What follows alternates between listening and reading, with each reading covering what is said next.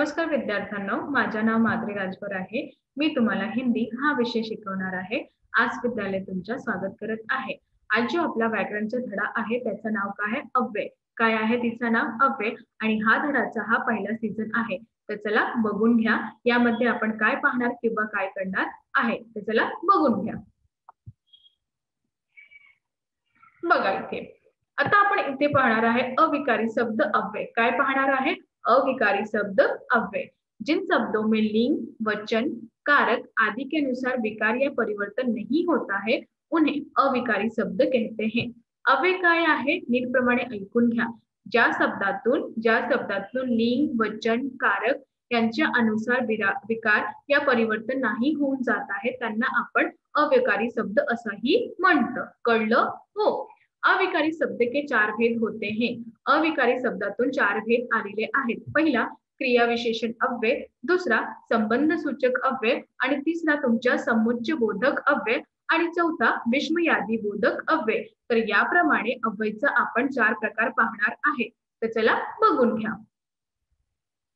इथे बघा पहिला आपण बघणार आहे क्रिया विशेषण अव्यय। काय बघणार आहे?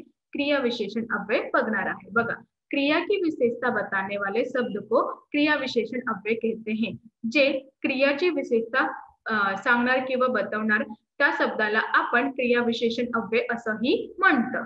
जसे आज, कल, परसों, अब, अभी, तभी, कब, अचानक, सहसा, अक्सर, चुपचाप, एकदम, हमेशा, लगातार, सदैव, तुरंत, फौरन, पहले। आणि इथे अजून दिलेले आहेत ते बघून घ्या। यहाँ, वहां, आगे, पीछे, ऊपर, नीचे, सामने, बाहर, भीतर, इधर, उधर, आसपास। तर याप्रमाणे असंही परिवर्तन होऊन जात आहे। आता धीरे धीरे, होले होले, बार बार, पीछे पीछे, अभी अभी, कभी कभी, बहुत, बिल्कुल, लगभग, काफी, इतना। तर याप्रमाणे असंही परिवर्तन होऊन जात आहे। तर अजून काय आहे बघून घ्या। बघा विशेषण क्रिया विशेषण अव्यय चार तरह से क्रिया की विशेषता बतलाते हैं। क्रिया विशेषण अव्यय हा चार तर्फातून क्रिया विशेषणाचा अर्थ बतवून जात आहे। जसं क्रिया कब हुई, क्रिया कधी झाली, क्रिया कहाँ हुई, क्रिया कुठे झालेली होते स्थान, आणि क्रिया कैसे हुई रीती, क्रिया कितनी हुई। तर याप्रमाणे असंही चार तर्फांना क्रियाची विशेषता बदलून जात आहे। आता आपण पाहणार आहे क्रिया विशेषण अव्यय यांची पहचान। बघा पहिला रमेश आज जाएगा, कब जाएगा नहीं मालूम। तर इथे रमेश आज जाणार आहे, कधी नाही मालूम। दूसरा हरिदास भीतर आया, कुठे हरिदास भीतर आया, कुठे येला, कहा। तर याबद्दल तिसरा बघा बैलगाड़ी धीरे धीरे चलती है, कैसे चलती है, धीरे धीरे। तर गर्मी बहुत बढ़ रही है, गर्मी खूपच वाढलेली आहे, कितकी, नाही महाग। तर याप्रमाणे क्रिया विशेषण अव्यय का अर्थपूर्ण वाक्य में प्रयोग। जैसे अचानक, पहला बरसात अचानक रुक गई, कैसे रुक गई, अचानक रुक गई। दूसरा बाहर, आप बाहर रुके, तुम्ही बाहेर उभे राहा। तर याप्रमाणे कैसे आणि कहा असंही परिवर्तन होऊन जात आहे। तर अजून काय आहे बघून घ्या। आता इथे आपण पाहणार आहे बघा जसे कभी कभी, मोटर कभी कभी बिगड़ जाती है, मोटर कधी कधी बिघडून जात आहे, कब, कधी कधी। चौथा काफी, समय काफी बीत गया, कितना, असं। एकाएक, एकाएक शेर में मेरे सामने आ गया, कैसे आ गया, एकाएक। तर याबद्दल इथे क्रिया विशेषण अव्यय असं प्रमाणे दिलेले जात आहे। आता आपण पाहणार आहे संबंध सूचक अव्यय। काय पाहणार आहे? संबंध सूचक अव्यय पाहणार आहे। बघा जिस अव्यय के द्वारा संज्ञा या सर्वनाम का संबंध वाक्य के दूसरे शब्दों के साथ सूचित होता है उसे संबंध सूचक अव्यय कहते हैं। तर याप्रमाणे आता आपण पाहणार आहे की ज्या अव्यय द्वारा संज्ञा किंवा सर्वनाम यांचा संबंध वाक्यात दुसरे शब्दातून साथ जोडून जात आहे त्यांना आपण संबंध सूचक अव्यय असंही म्हणतो। जसे आगे, पीछे, पहले, उपरांत, नीचे, सामने, आस पास। तर आस पास, प्रति, यहाँ, बीच, अंदर, बाहर, द्वारा इत्यादि। आता इथे लिए, कारण, सिवाय, बदले, अलावा, अतिरिक्त, समान, साथ, और, बराबर, तरफ, वजन, भांति इत्यादि। तर याप्रमाणे संबंध सूचक अव्ययचा यांच्या शब्दातून प्रयोग करून जात आहे। जसे विशेष इथे प्राय संबंध सूचक अव्यय से पहले, प्राय संबंध सूचक अव्यय तन पहले, जसे का, की, के, रा, री, रे, नी, ने से विभक्ती प्रत्यय होते हैं. हा सगळं जे विभक्ती होते ते कोणतं होतंय, प्रत्यय होऊन जात आहे. तर अजून काय आहे बघून घ्या. इथे बघा तुम्ही संबंध सूचक अव्यय पहचानिए. संबंध सूचक अव्यय आपल्याला पहचानायचं आहे. कसे? पहिला, अमरू के पीछे कुछ आदमी आ रहे थे. दूसरा, आपके खातिर मुझे कड़ी मेहनत करनी पड़ी. तीसरा, जहाज मेरी तरफ बढ़ने लगा. चौथा, तुम्हारे बाद कोई नहीं आया. आणि पाचवा, रस्सी के साथ बोरी का मुंह बांध दिया गया. तर याप्रमाणे तुम्ही बघणार इथे की हा जे संबंध सूचक अव्यय आहे त्यांचा कसा प्रमाणे आपल्याला जाणच आहे. आता बघा संबंध सूचक अव्यय यांचा अर्थपूर्ण वाक्यातून प्रयोग बघा. 7, राम के साथ सीता वन गई. रामचे साथ सीता कुठे गेली? वनातून गेलेली आहे. कारण द्रौपदी के कारण महाभारत हुआ. कसा? द्रौपदी याचं कारण महाभारत होऊन झालेला आहे. तिसरा, बीच. तिसरा काय आहे? बीच. तर बीचचा काय आहे? राम और भरत के बीच गहरा प्रेम था. राम किंवा भरत बद्दल गहरा प्रेम आहे. आणि इथे तर पिता की तरह बेटा भी सफल हुआ. पिता बद्दल बेटा पण सफल होलेला आहे. तर याप्रमाणे 5, मंदिर के पास तालाब है. मंदिरच्या जवळ काय आहे? तलाव आहे. तर याबद्दल असंही त्यांचा वाक्यात प्रयोग करून जात आहे. तर अजून काय आहे बघून घ्या. तुम्हाला कळत आहे की नाही सगळं? हो. तर चला अजून बघून घ्या. इथे बघा समुच्चय बोधक अव्यय. आता काय आहे? समुच्चय बोधक अव्यय आहेत बघा.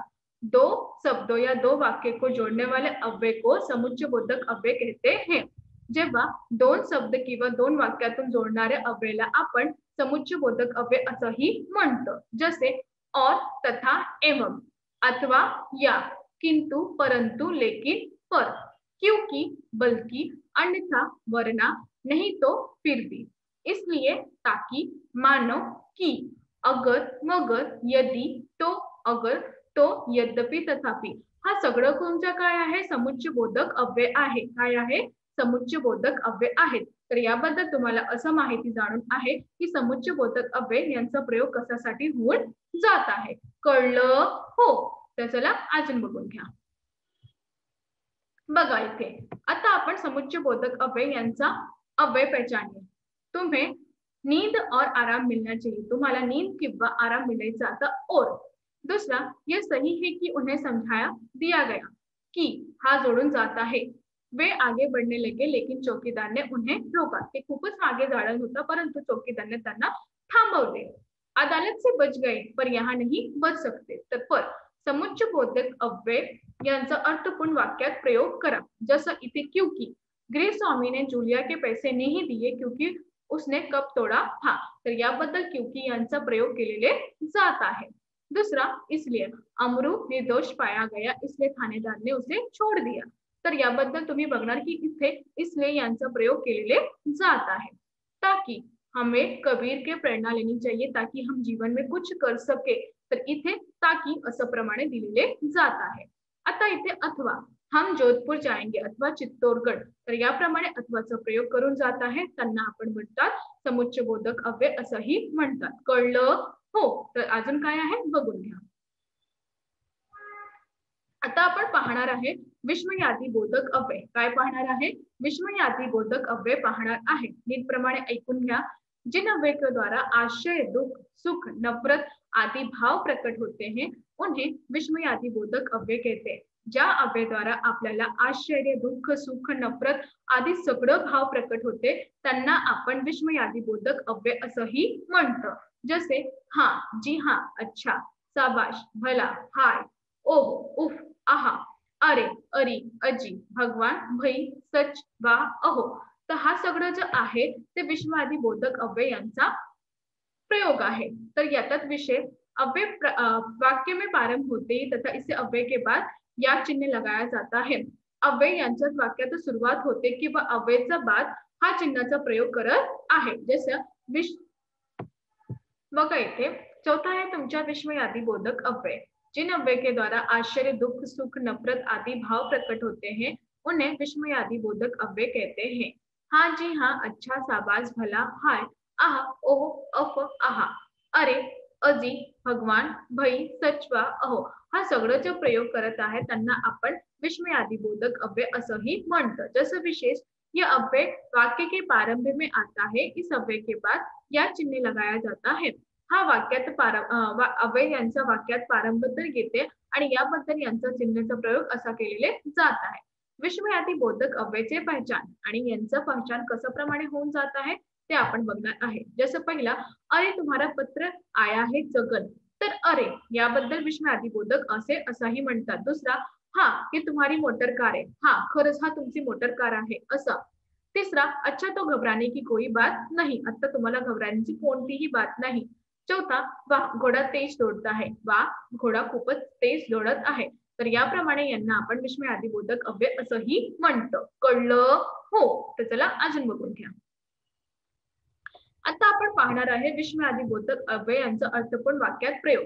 शाबास, शाबास तुमने तो कमाल कर दिया। तर तुम्ही इथे बघणार की शाबास यांचा प्रयोग केलेले जात आहे। छी, छी तुम बड़े व अनादर करते, तर छी। वाह, वाह तुम्हारे विचार कितने अच्छे हैं। उफ, उफ आज कितनी गर्मी है। अच्छा, अच्छा तो ये ड्रायव्हर नहीं हो। तर याप्रमाणे विस्मयादिबोधक अव्यय यांचा अर्थपूर्ण वाक्याचा प्रयोग असा दिलेले जात आहे। तर अजून काय आहे बघून घ्या।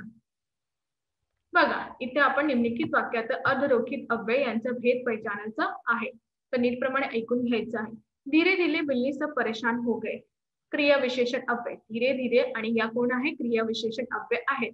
दुसरा, जुलिया सिसक कर रोने लगी, क्रिया विशेषण अव्यय। सिसक कर कोणतं क्रिया आहे क्रिया विशेषण अव्यय आहे।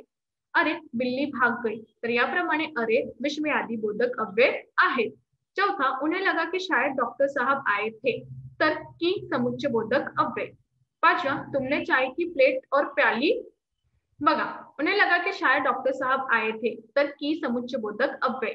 पांचवा, तुमने चाय की प्लेट और प्याली तोड़ी थी, और समुच्चय बोधक अव्यय। शाबाश तुमने अच्छा काम किया, तर शाबाश विस्मयादिबोधक अव्यय। अशा प्रमाणे यांचे अव्यय आहेत। तर आज आम्ही काय शिकलो? आज आम्ही शिकलो की कशाप्रमाणे आपण अव्ययचा प्रकार पाहिले, त्यांची परिभाषा पाहिले आणि त्यांचे काही प्रश्न किंवा उत्तरे पाहिले। तर याबद्दल मी तुम्हाला सांगणार, सर्व नीटप्रमाणे ऐकून घ्या आणि लिहून घ्या। कळलं? हो, धन्यवाद।